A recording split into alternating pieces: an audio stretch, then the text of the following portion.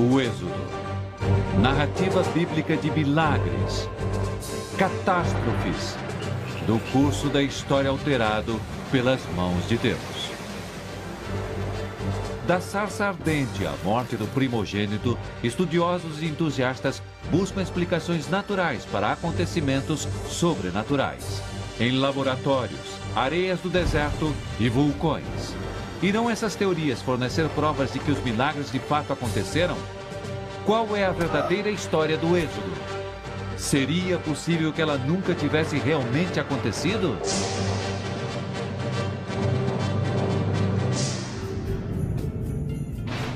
Mistérios da Bíblia. O Êxodo.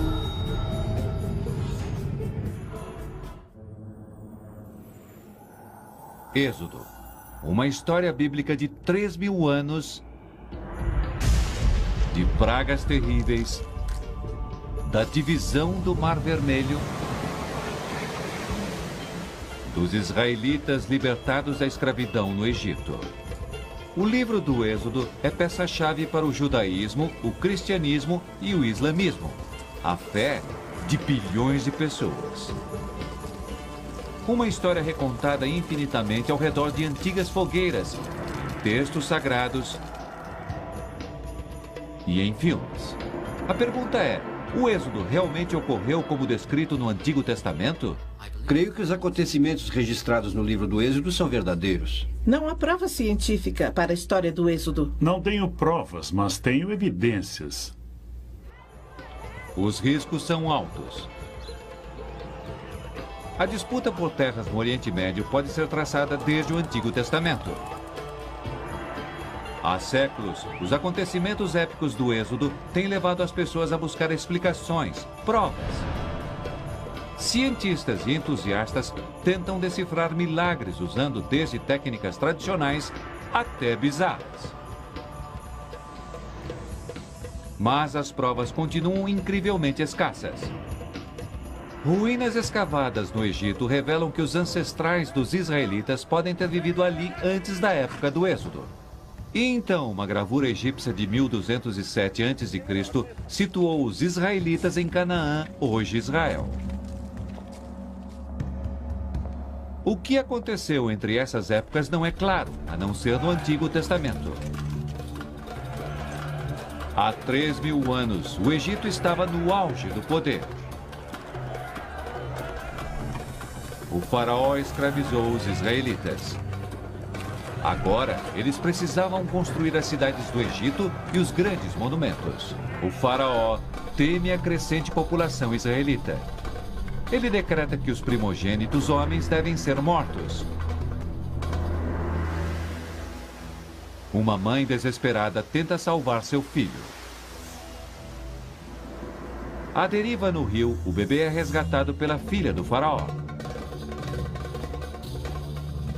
A criança recebe o nome de Moisés e cresce no Palácio Real. Um dia, Moisés defende um escravo de um açoitamento violento, matando seu capataz. Agora ele precisa fugir e salvar sua vida. Anos se passam e então, sozinho no deserto, ele testemunha um acontecimento extraordinário. Um arbusto fica em chamas, mas não é consumido. Do arbusto vem a voz de Deus. Deus ordena que Moisés confronte o faraó e exija liberdade para os escravos.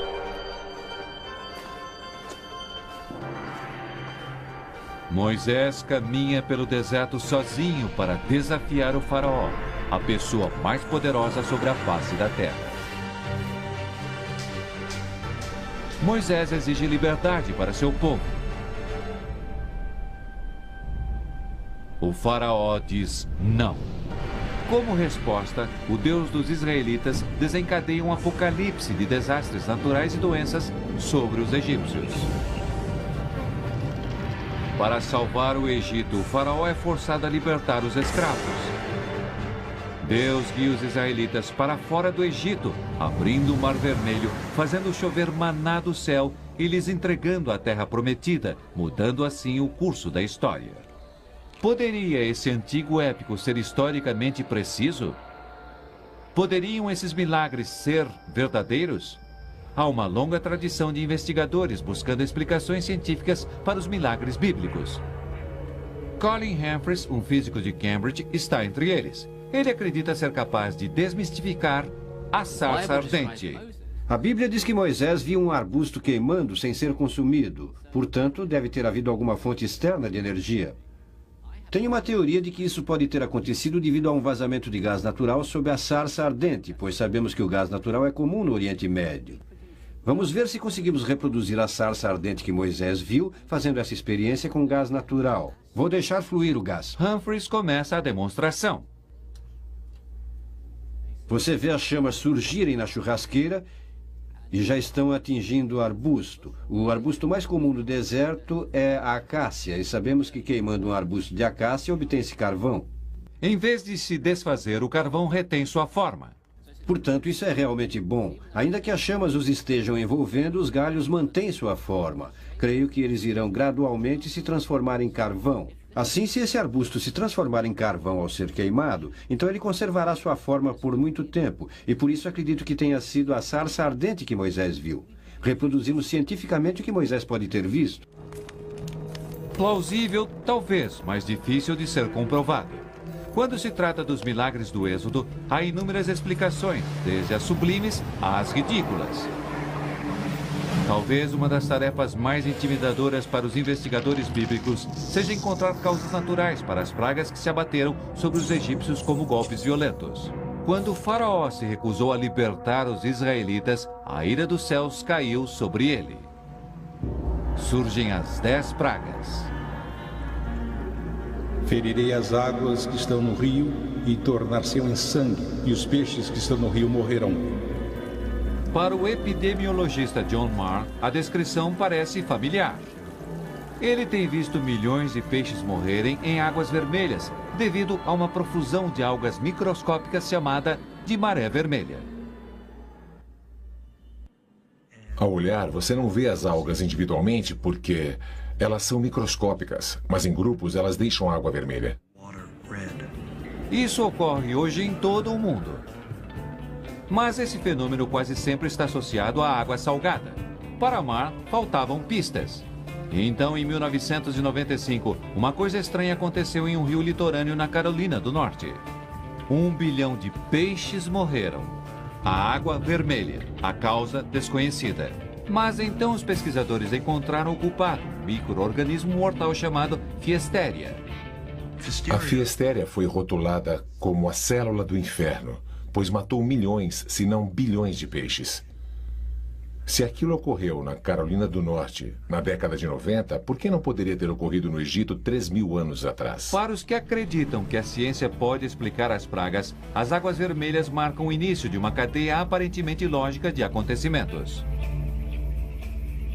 Eis que ferirei com rãs todos os teus termos, que subirão e virão à tua casa e ao teu dormitório e às tuas amassadeiras. Que explicação poderia haver para essa explosão populacional? Os peixes são controladores naturais da população de rãs. Ora, se os peixes morreram, as rãs teriam vindo para a terra firme, milhões delas ao mesmo tempo. A Bíblia diz que as rãs estavam por toda parte.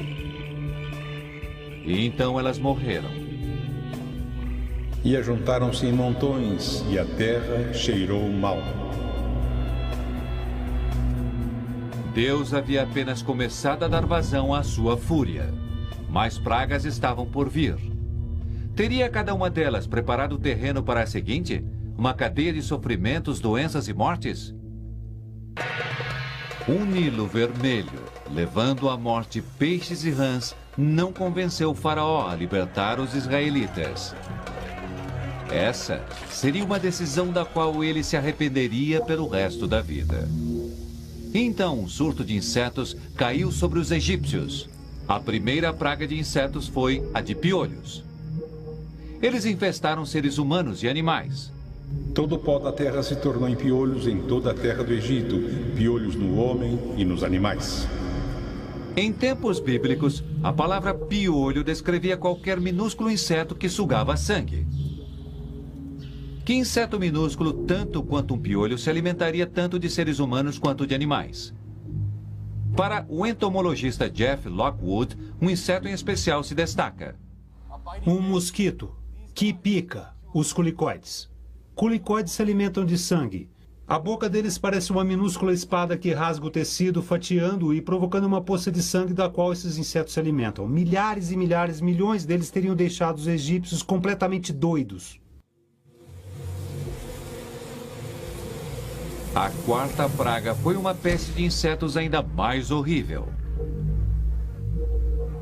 E vieram grandes enxames de moscas à casa do faraó e às casas dos seus servos e sobre toda a terra do Egito. A terra foi corrompida pelos enxames. Para Lockwood, 2 surtos de insetos consecutivos teria de ser mais do que coincidência. Se pensarmos na segunda praga, o que temos são pilhas de rãs mortas. Uma rã morta leva a duplicação do aparecimento de moscas. Se estão mortas, não estão comendo as moscas. E se estão mortas, elas estão produzindo habitat propício para as moscas. Nesse cenário, a água vermelha tóxica poderia ter causado a morte de peixes e rãs, cujos corpos em decomposição levaram ao surgimento de hortas de insetos. E então os egípcios viram seus animais morrerem ao seu redor. Gado, cavalos, camelos, bois e ovelhas, todos foram dizimados. Não há doença ou pouquíssimas doenças que poderiam afligir todos aqueles animais ao mesmo tempo. Portanto, se não se trata de uma doença comum, suspeitamos que seja um portador comum de doenças. O principal suspeito de Lockwood é um tipo de mosquito que pica e que traz a terceira praga, um portador comum de muitas doenças em animais. Um surto desses mosquitos poderia ter espalhado terríveis doenças entre os animais, como a chamada língua azul e uma doença que afeta cavalos da África em proporções epidêmicas. Esse mosquito é uma explicação realmente ideal, um mosquito comum capaz de transmitir doenças suficientes para deixar doentes praticamente todos os animais no Egito. Lockwood vê o surgimento de um padrão. Pode haver uma conexão entre as pragas. Peixes mortos, e então rãs mortas, e então insetos, e agora animais domésticos mortos. Cada praga pode ter surgido da anterior. Peças ecológicas estão começando a se encaixar. Lockwood procura a sexta praga, uma doença que afeta tanto seres humanos quanto animais, para ver se ela também teria sido desencadeada por uma praga anterior. E os homens e os animais ficaram cobertos de tumores que arrebentavam em úlceras. Há várias bactérias, como o anthrax, que podem provocar lesões e ulcerações. Alguma coisa teria de espalhar a bactéria entre as vítimas de forma rápida e eficaz. O que a teria transmitido tanto para seres humanos como para animais? Pensemos na quarta praga, as moscas. Trata-se da mosca doméstica versus a mosca de estábulo, em um teste para verificar o melhor transmissor da doença. Vamos usar essa tintura amarela para marcar a mosca doméstica. A tintura laranja para a mosca de estábulo. No nosso caso, a tintura irá substituir a bactéria. Lockwood sacrifica seu braço à ciência, usando-o em um teste para verificar se alguma das moscas irá transmitir a tintura para sua pele.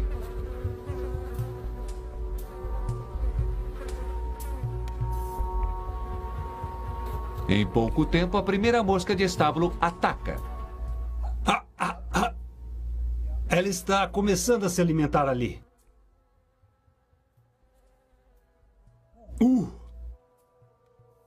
E você pode imaginar o que os egípcios, ou eu posso imaginar o que os egípcios teriam sofrido se estivessem cobertos de moscas como essa. A mosca de estábulo deixa a maior quantidade do pó e rompe a pele.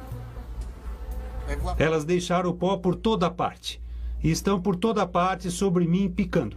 A mosca de estábulo deve ser a culpada. Nesse momento da história, Deus havia punido severamente o Egito. Ainda assim, o faraó se negava a libertar os escravos. Deus não havia terminado. As 4 pragas seguintes formaram outra cadeia de devastação. Granizo. O granizo que destruiu as plantações deu lugar a gafanhotos famintos. E os gafanhotos cobriram a face de toda a terra do Egito, de modo que a terra se escureceu e comeram toda a erva da terra.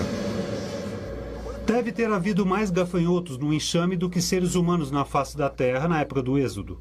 Imagine os egípcios. Imagine uma nuvem de gafanhotos. Eles começam não só a comer todo o trigo, mas em seguida passam para tecidos, artigos feitos de couro, cestas.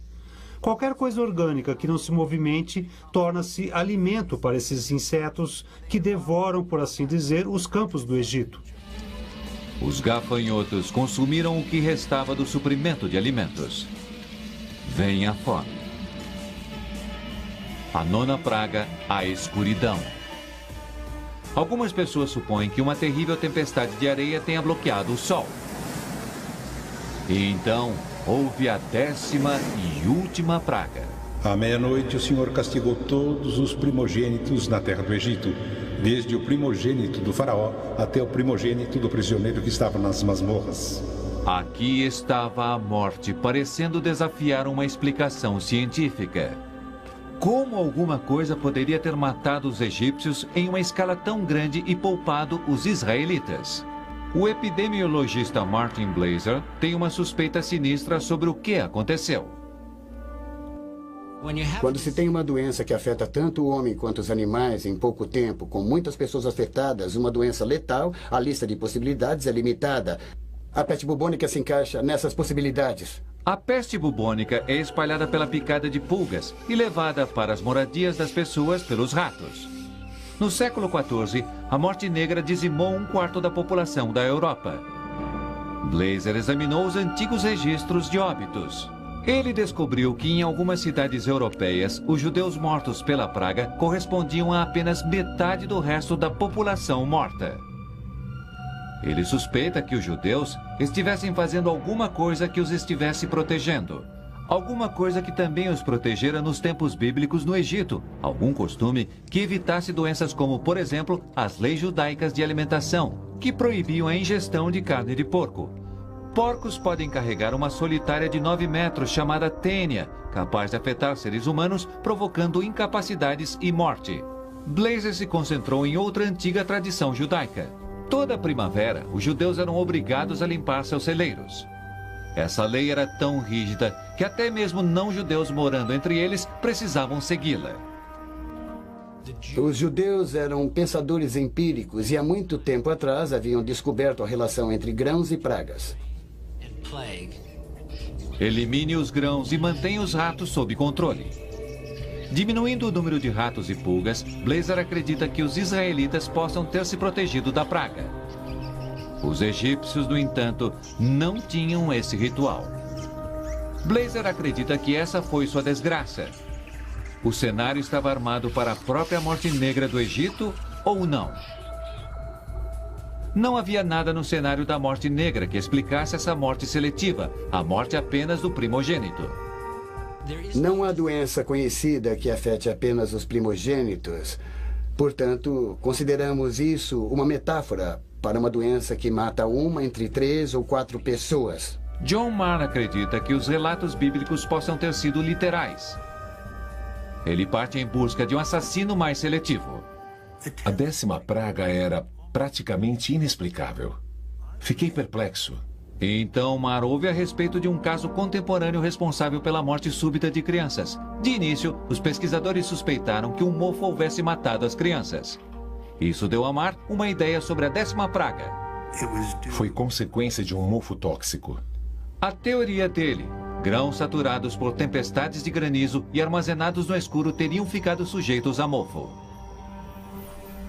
Mofos raros podem afetar drasticamente a saúde de seres humanos, chegando até mesmo a provocar hemorragia interna. Com muito pouco para comer, os egípcios podem ter se alimentado de grãos mofados que haviam se tornado tóxicos. A morte teria sido súbita, sem uma causa aparente, como se as vítimas tivessem sido tocadas por um anjo da morte. Ainda assim, por que os primogênitos? Marr encontrou sua resposta, a última peça do quebra-cabeça em uma tradição egípcia. Durante os tempos de fome, o filho mais velho dos egípcios, recebia uma porção dupla de alimento para não morrer de fome. Em vez de salvá-los, isso os matou. A Bíblia pinta um quadro aterrorizante. Os primogênitos egípcios morriam. O restante da população morria de fome e era dizimada por doenças. O faraó fora vencido. Ele queria os israelitas e o Deus deles fora do Egito. Ele disse a Moisés que pegasse seu povo e fosse embora. As pragas terminaram. Usar a ciência de maneira imaginativa produz de fato alguns cenários naturais possíveis, ainda que um tanto exagerados, para as pragas sobrenaturais. Mas teriam elas de fato acontecido? Por que as fontes egípcias nunca as mencionam? Poderia mais alguma coisa ter enfraquecido o Egito? Alguma coisa que tivesse levado a um êxodo? Quanto a isso, os egípcios não ficam absolutamente em silêncio. Eles dizem que a morte veio dos mares.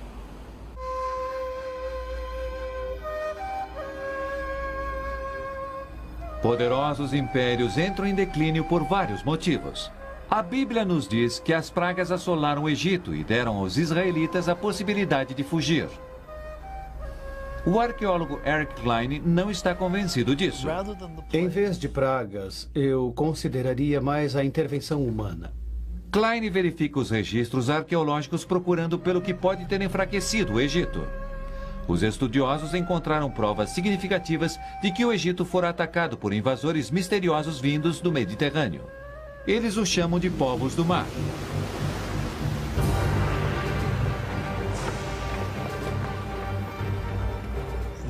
O ataque dos povos do mar deve ter sido o pior dos pesadelos dos egípcios. Eles teriam sido os mais violentos guerreiros que os egípcios enfrentaram, e os egípcios nos contam que todos foram vencidos por esses povos do mar. Somente os egípcios conseguiram resistir, e até mesmo isso foi uma vitória de Pirro, pois após essa batalha, os egípcios ficaram tão enfraquecidos que nunca mais foram os mesmos. Embora os egípcios nunca tenham mencionado essas pragas, eles documentaram esses ataques em pictogramas no templo mortuário de Ramsés III. Achados arqueológicos correspondem a esses escritos. Não vejo motivo para uma intervenção divina, quando a intervenção humana consegue uma explicação muito boa, se não melhor. Enfraquecido pelos ataques, o Egito pode ter perdido o controle sobre os israelitas. Mas será que eles fugiram? Em caso afirmativo, onde estão as provas? Para isso, precisamos refazer o caminho de sua fuga. A Bíblia diz que 600 mil homens e suas famílias viajaram através do deserto durante 40 anos. Era de se esperar que os arqueólogos encontrassem vestígios de um grupo tão grande. Se os números bíblicos estiverem corretos, então temos 2,5 milhões de pessoas vagando durante 40 anos. Eu esperaria encontrar paisagens inteiras despojadas, encontrar centenas de carcaças de ovelhas e cabras, os ossos. Quer dizer, mesmo que não tivessem pedido informações sobre seu destino, depois de 40 anos vagando, teria sobrado alguma coisa. A busca por um rastro da épica migração não levou a nada. O arqueólogo Gene Hoffmeyer acredita que a razão seja o fato de haver muito menos israelitas do que a Bíblia diz. E um grupo muito menor teria deixado para trás muito menos provas a serem encontradas depois. Uma das cenas marcantes do filme Os 10 Mandamentos é a desses milhões de pessoas saindo do Egito e correndo para o deserto do Sinai. Hoffmeyer atribui essa imagem equivocada a uma incompreensão da palavra hebraica Aleph. A Bíblia diz que o número de homens com suas famílias que deixaram o Egito era de 600 Aleph. A palavra Aleph pode ser traduzida de 3 maneiras diferentes. Pode ser traduzida como milhares, Aleph também pode ser traduzida como clã. E a terceira opção é uma unidade militar, cenário que acredito ser o mais plausível. Segundo a interpretação de Hoffmeyer, em vez de 600 mil homens e suas famílias, havia apenas 5 mil. Estamos falando de umas poucas dezenas de milhares, certamente não centenas de milhares, acrescentando mulheres e crianças, chegando a milhões. Sejam milhões ou milhares, os israelitas em fuga estavam prestes a se deparar com uma barreira aparentemente intransponível, o Mar Vermelho.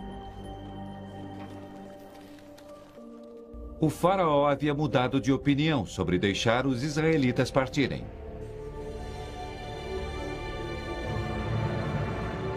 Trailer do filme Os 10 Mandamentos. O exército do faraó atacou os israelitas e os encurralou na praia. Do outro lado das águas estava a liberdade, mas eles não tinham como chegar lá. Mais uma vez, Moisés ouviu a voz de Deus. Levanta teu cajado e estende tua mão sobre o mar e o divide. E os filhos de Israel entraram pelo meio do mar em seco. E os egípcios seguiram-nos e entraram atrás deles. E as águas, tornando, cobriram os carros e os cavaleiros e todo o exército do faraó, que os haviam seguido no mar. Nenhum deles ficou. Entre todos os milagres do Antigo Testamento, a divisão do Mar Vermelho talvez seja o que mais intriga os cientistas. Em Cambridge, Colin Humphreys acredita saber como o Mar Vermelho se abriu. Creio que a divisão do Mar Vermelho ocorreu como descrita na Bíblia e acredito haver uma explicação natural para como isso aconteceu. E vamos fazer uma experiência aqui para demonstrar como isso acontece. A descrição bíblica da divisão do Mar Vermelho é apenas a descrição bastante exata de um mecanismo chamado de descarga de vento. Esse fenômeno ocorre quando um vento forte e constante sopra literalmente a água para os lados. Se houver uma elevação de terra na água, o vento poderá deixar essa elevação de terra exposta. Às vezes, novas teorias exigem experiências nada convencionais. Essa é a experiência da divisão do Mar Vermelho. Este soprador de folhas representa o forte vento leste que soprou sobre o Mar Vermelho. Essa água representa o Mar Vermelho. E essas pedras representam a ponte de terra que os israelitas atravessaram. Vamos ver se funciona.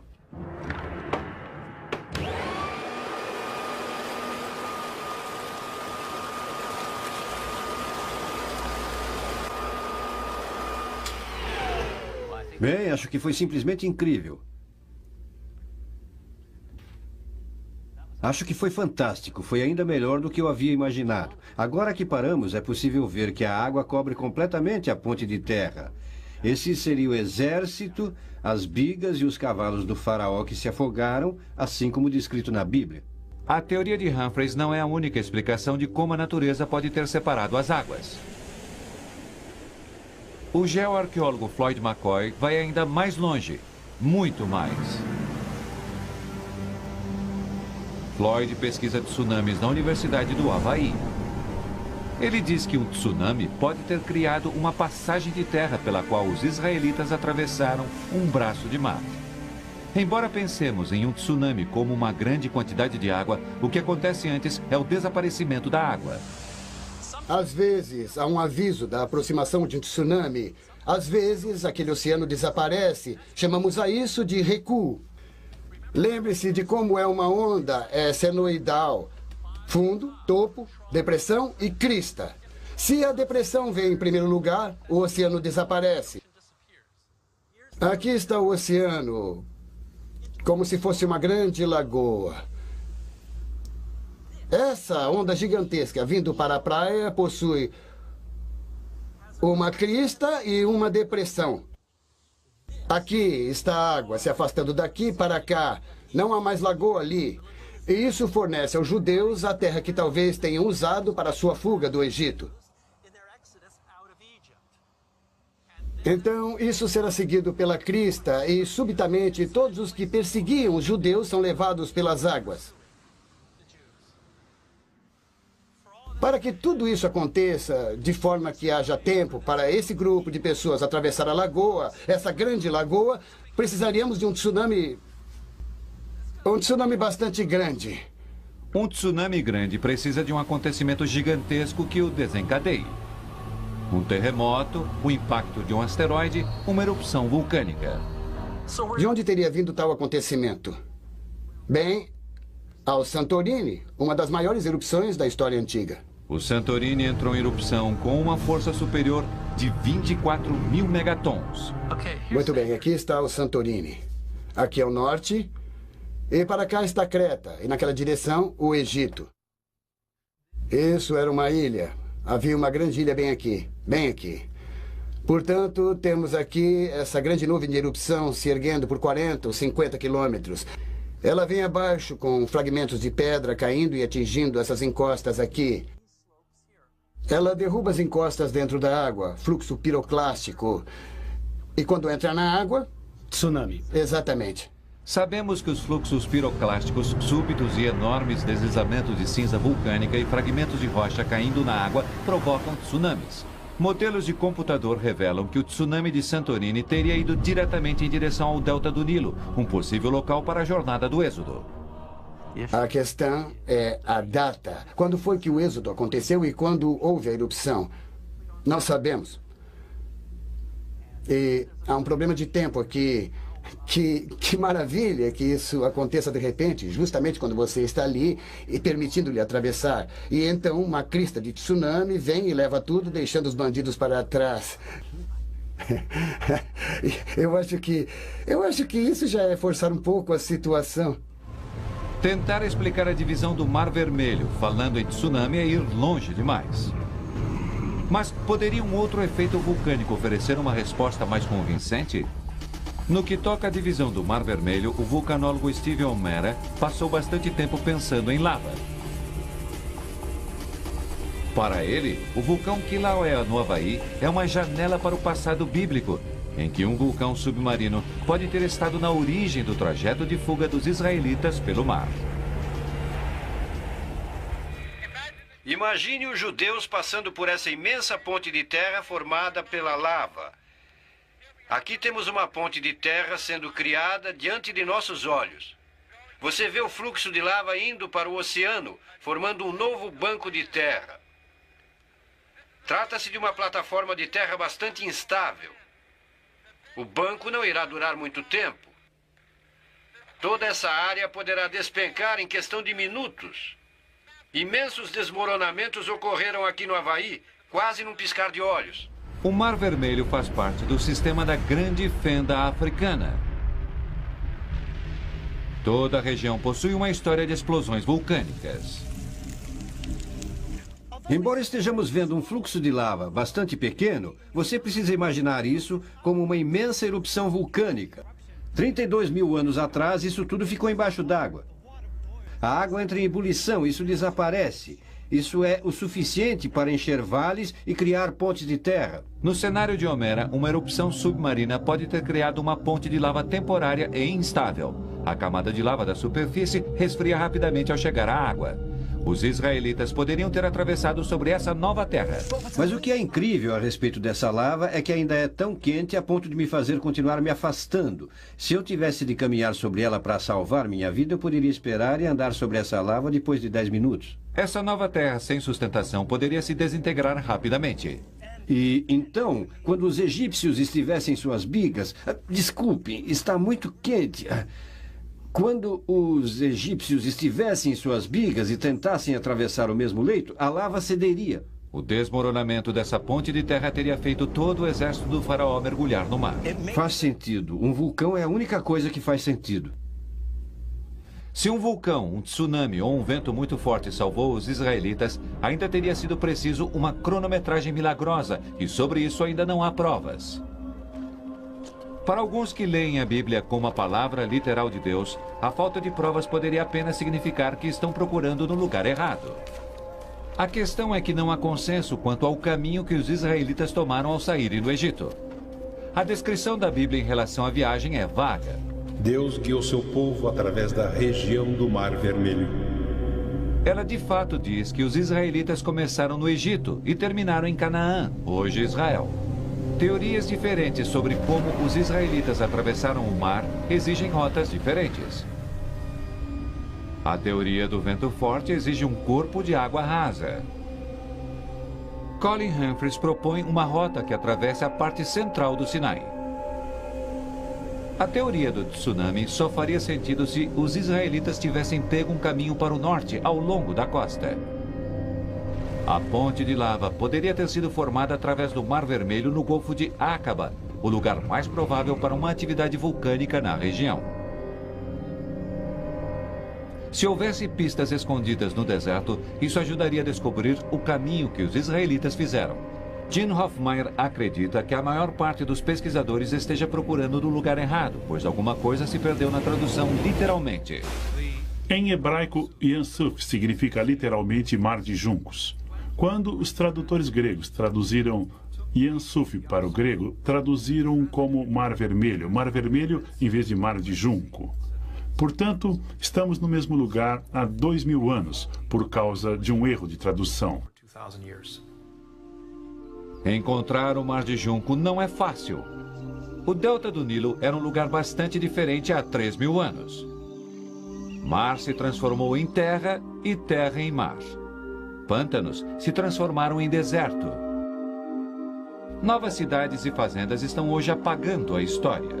Mas o geólogo Steve Moser descobriu uma janela para o passado. A melhor ferramenta que temos para observar o solo de épocas passadas são imagens dos anos 60. Recentemente, o governo tornou pública imagens de satélites espiões. Portanto, esses negativos foram tirados na época da Guerra Fria. Essas imagens de alta resolução, feitas para espionar o exército egípcio nos anos de 60, mostram o deserto antes do recente surto de desenvolvimento. Despojada de seu revestimento moderno, a Terra intacta revela seus segredos. As áreas escuras sugerem locais de antigos corpos de água. Um deles poderia ter sido o Mar de Juncos. Para confirmar suas suspeitas, Moser examina amostras de solo da região. Eu quero tentar descobrir, olhando a textura e olhando o conteúdo fóssil e as conchas aqui, que tipo de ambiente era. Era pântano? Era um riacho? Era um leito de um lago? Ou era algum tipo de lagoa marinha? Moser tem colaborado com Gene Hoffmeyer. A partir das fotos de satélite e os testes do solo, eles descobriram vestígios de um antigo corpo de água chamado Lago Balá. Hoffmeyer suspeita que esse seja o Mar de Juncos de que fala a Bíblia. Esse é o nosso Balá, nosso Yansuf. Nosso hipotético Yansuf está tudo aqui, nessa área escura. O lago propriamente dito pode não ter mais de 5.000 anos. Antigo bastante. Claro, claro. Apesar de Hoffmeyer ter desenterrado os restos de 2 fortes egípcios perto desse leito de lago, ele não descobriu nenhum artefato israelita. É possível que 3.000 anos depois as provas ainda permaneçam escondidas no deserto? A maioria dos arqueólogos acha que não. Mas um homem acredita ter encontrado algo, uma espécie de santo graal da arqueologia do Êxodo, evidências do exército do faraó e milagres que foram derramados sobre os israelitas.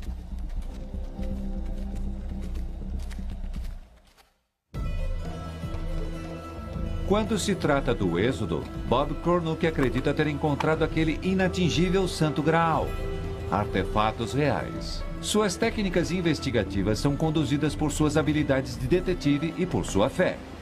Venho pesquisando e investigando o caminho do Êxodo há cerca de 20 anos.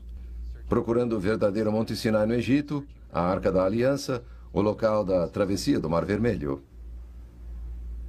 Quando eu era investigador da polícia, a cena do crime me dizia muitas coisas. Pequenos detalhes me diziam o que acontecera ali. E agora eu olho a Bíblia e tento imaginar o que aconteceu há milhares de anos no alvorecer da história.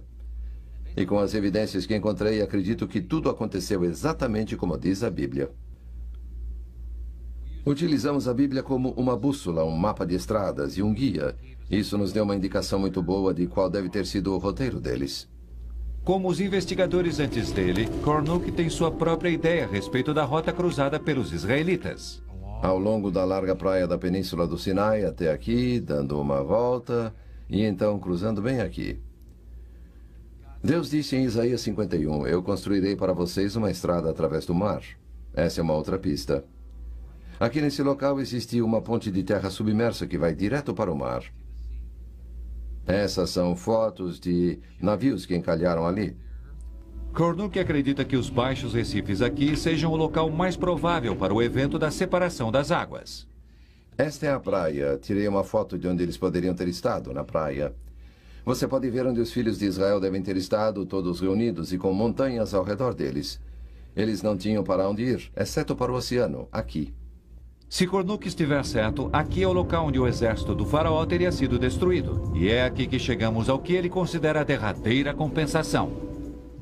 Fomos lá e começamos a escavar nas encostas dos penhascos, esperando encontrar alguma coisa. E dos penhascos começaram a cair centenas de pedaços de bronze. Vamos dizer que o exército egípcio tenha se afogado aqui. Este é um objeto feito pelo homem. A forma é tubular, você pode ver que é assim meio arredondado. Poderia ser parte de um arco ou de um fecho do uniforme de um soldado ou até mesmo o adereço de um cavalo. Acho que é intrigante pensar que isso seja do exército egípcio do faraó. Os colegas de Cornuc também exploraram o deserto por onde eles acreditam que os israelitas vaguearam. Eles descobriram o que acreditam ser pedras trabalhadas manualmente. Não apenas algumas, mas centenas, quase milhares dessas foram encontradas espalhadas por todo o terreno. O que elas poderiam ser? A Bíblia diz que o maná caiu sobre as pedras. De acordo com a Bíblia, maná é o alimento vindo de Deus. Ele caiu como chuva do céu para alimentar os israelitas no deserto. Poderiam estas ser as mesmas pedras que receberam o maná para os filhos de Israel durante sua permanência no deserto?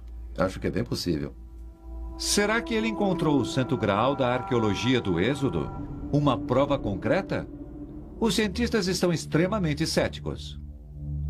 Cornuc não liberou essas descobertas para a grande comunidade científica. Assim, não há como julgar suas afirmações. Kara Cooney, especialista em Egito Antigo, tem ouvido alegações extraordinárias surgirem e desaparecerem.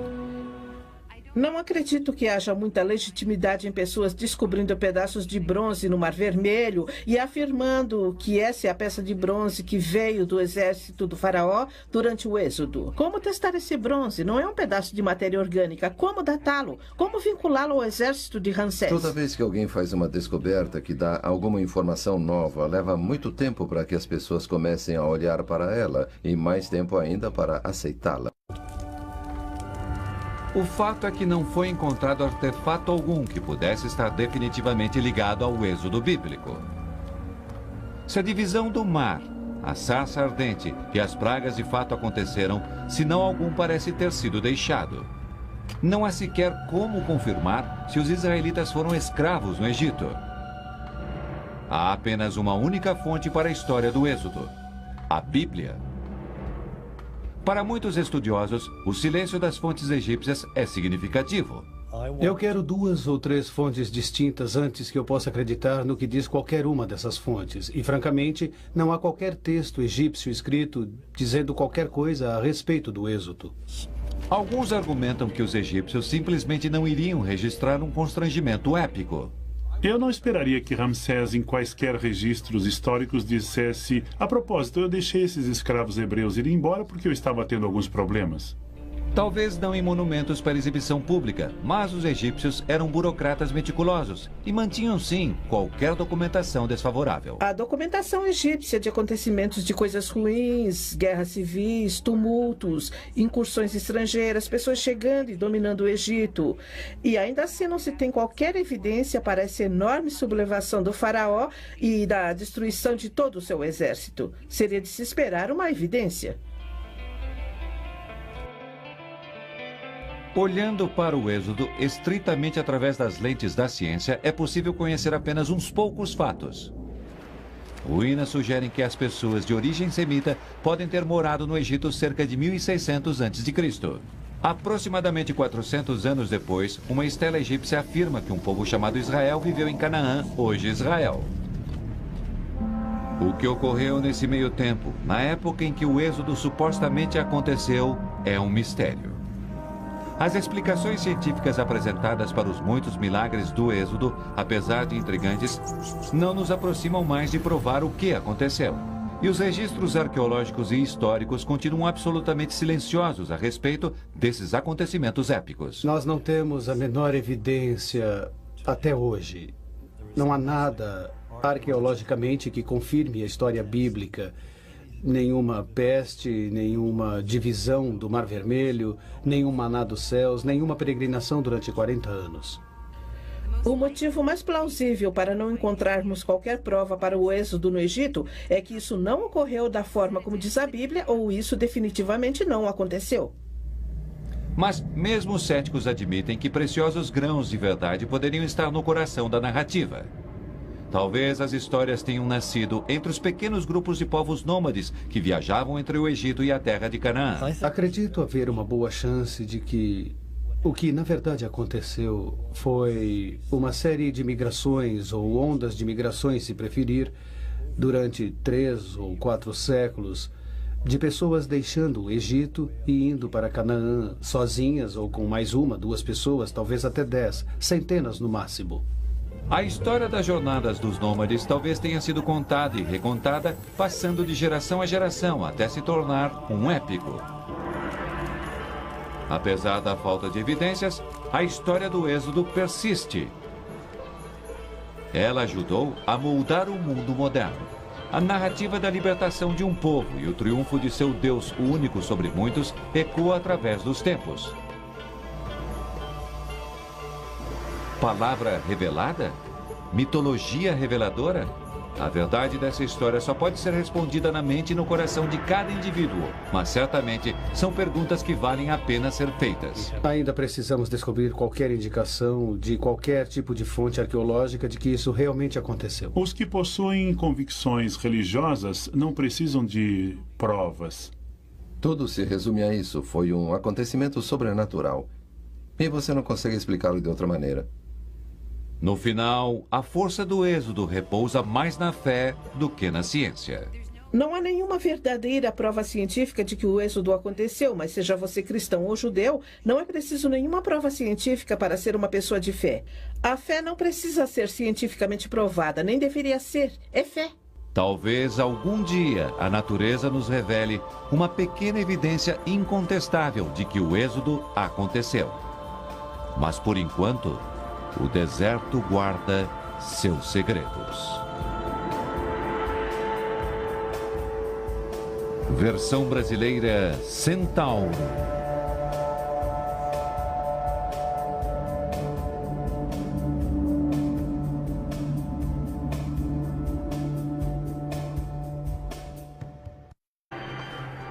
Moisés caminha pelo deserto sozinho para desafiar o faraó, a pessoa mais poderosa sobre a face da terra.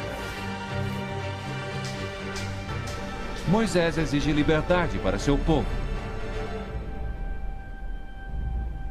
O faraó diz não. Como resposta, o Deus dos israelitas desencadeia um apocalipse de desastres naturais e doenças sobre os egípcios. Para salvar o Egito, o faraó é forçado a libertar os escravos. Deus guia os israelitas para fora do Egito, abrindo o Mar Vermelho, fazendo chover maná do céu e lhes entregando a terra prometida, mudando assim o curso da história. Poderia esse antigo épico ser historicamente preciso? Poderiam esses milagres ser verdadeiros? Há uma longa tradição de investigadores buscando explicações científicas para os milagres bíblicos.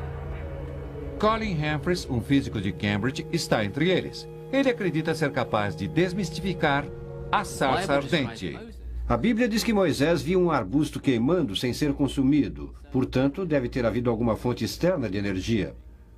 Tenho uma teoria de que isso pode ter acontecido devido a um vazamento de gás natural sob a sarça ardente, pois sabemos que o gás natural... O Êxodo. Narrativa bíblica de milagres, catástrofes, do curso da história alterado pelas mãos de Deus. Da sarça ardente à morte do primogênito, estudiosos e entusiastas buscam explicações naturais para acontecimentos sobrenaturais. Em laboratórios, areias do deserto e vulcões.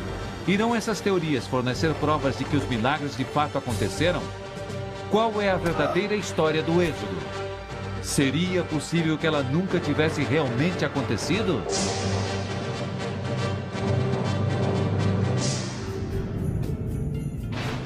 Mistérios da Bíblia. O Êxodo.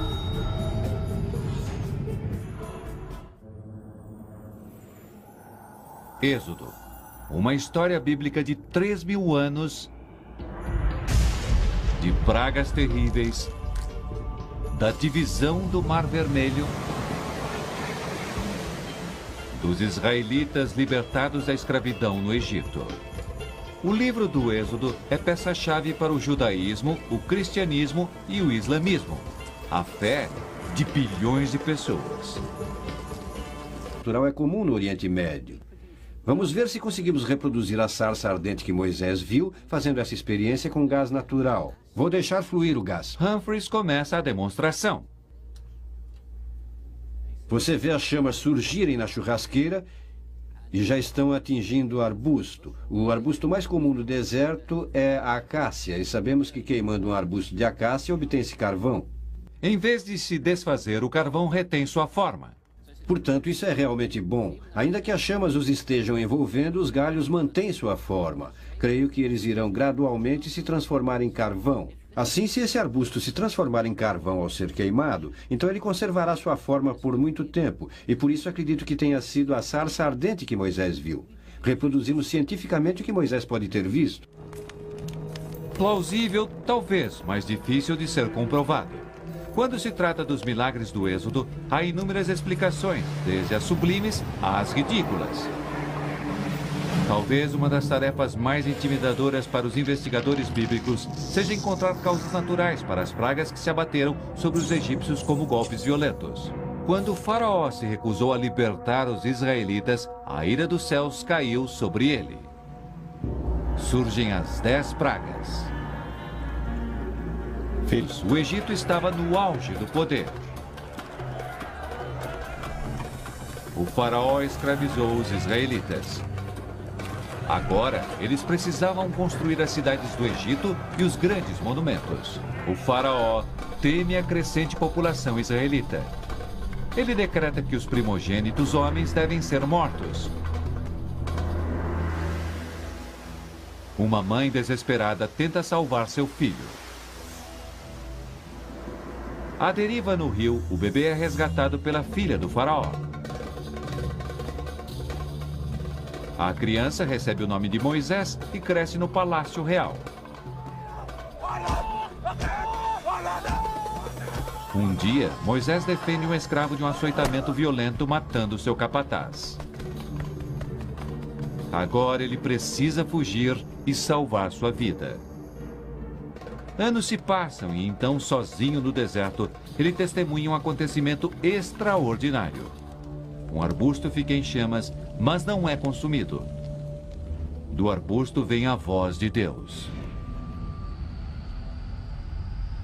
Deus ordena que Moisés confronte o faraó e exija liberdade para os escravos.